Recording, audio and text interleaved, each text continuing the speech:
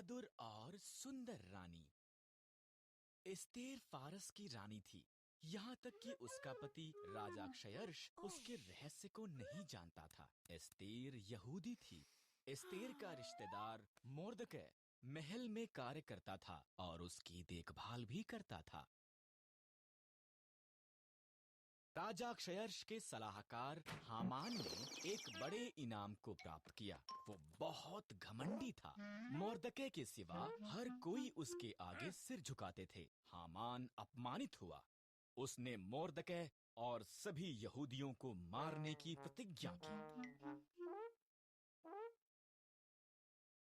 हामान ने क्षयर्ष को बताया कि यहूदी खतरनाक थे और उन्हें मारना चाहिए। क्षयर्ष सहमत हो गया और उन्हें मारने की एक योजना बनाई। मोर्दकै डर गया था और रानी एस्तेर को ये संदेश भेजा।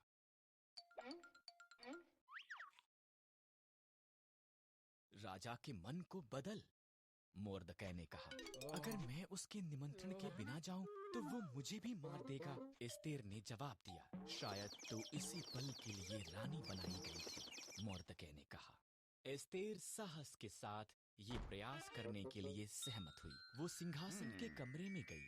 राजा क्षयर्ष उसकी सुंदरता से चकित हुआ और उसे अंदर निमंत्रण दिया। क्या हम हामान के साथ रात का खाना खा सकते हैं? उसने पूछा। हामान उसके पिछले आंगन में एक बड़े खंभे का निर्माण कर रहा था।